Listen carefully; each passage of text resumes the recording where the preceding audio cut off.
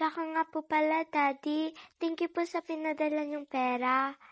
Basta, pag-ikihan mo pag-aaral, anak, ha? So, paano? Balik na muna ako sa work. Okay po, Daddy. I love you. I love you too. Kami na nga yan. Tita, bigay po sa akin yan ni Daddy. Alam ko. Kaya ako maghahawak ng pera na to. Kabayaran to sa mga pagkain nilalaman mo dito. May bibilin po kasi ako, Tita, eh. Aba, ilang buwan walang padala yung tatay mo. Tapos may gana ka pa bumuli ng mga bagay na walang kwenta. Ala, sige, magdinis ka dyan, tumuyo ka. Pero, Tita, Huwag mo akong mapero-pero, ah. Peperuhin ko yung mukha mo. Dapat pagbalik ka, malinis na ang bahay. At subukan mo magsumbong sa tatay mo. Sisiguraduhin ko sa'yo, sa kangkungan ka pupulitin. Naiintindihan mo ba? Opo. Lakasan mo! Opo. Sinisiguan mo ba ako? Hindi po. Mabuti. Ipang tong it's na ako.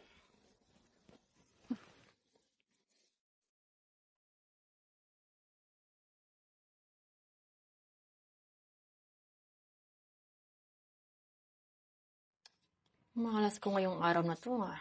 Kinapa ako na natalo. Aba, Rachel, mukhang nagkakalokohan na tayo dito, ha? Puro momo na lang yung binabayad mo. Kaya nga, ang dami mo ng utang sa amin. Kapag wala ka ng pera, tama na. Ano ba kayo? Kailangan ko pang bumawi sa inyo. Makakabawi. Halos 1,000 na yung utang mo sa amin. Hindi ka na makakabawi. Kahit abutin pa tayo ng bukas dito.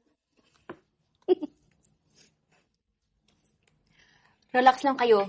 Makakabayad din ako sa inyo. Yash,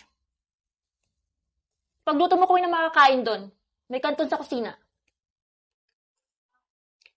Rachel, ang bait talaga ng pamangkin mo, no? Anong mabait? Pala mo rin nga yan dito. Nagpadala yung tatay niya, kulang-kulang pa.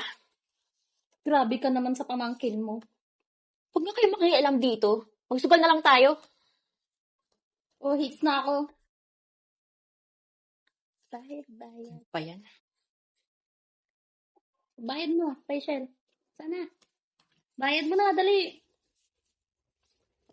Gubayad na ako.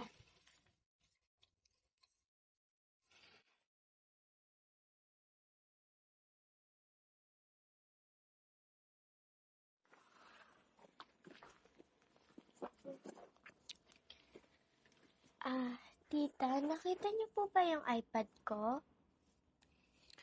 iPad mo? Wala na. Binenta ko na.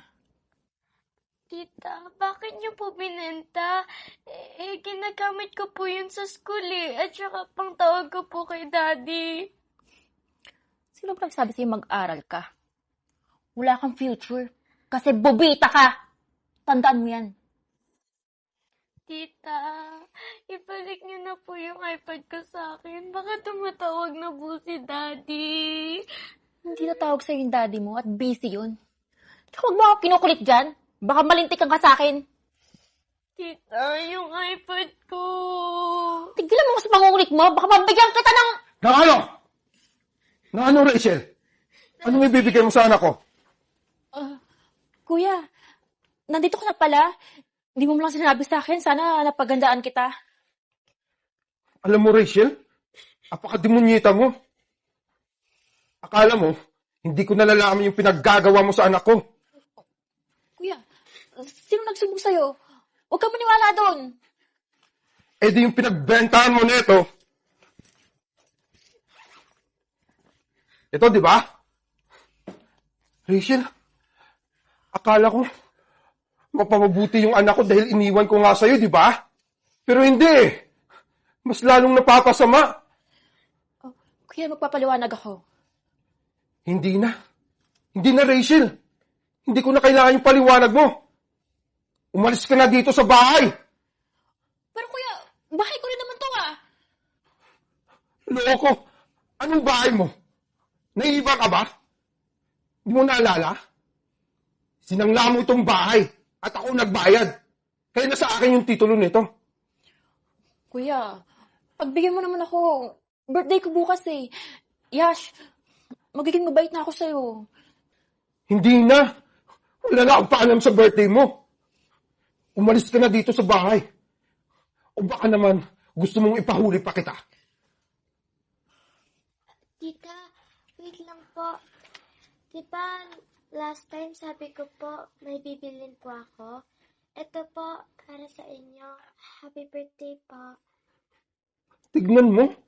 Tignan mo, Rachel, kung gaano ka kamahal ng anak ko. Pero sinayang mo. Umalis ka na! Alis!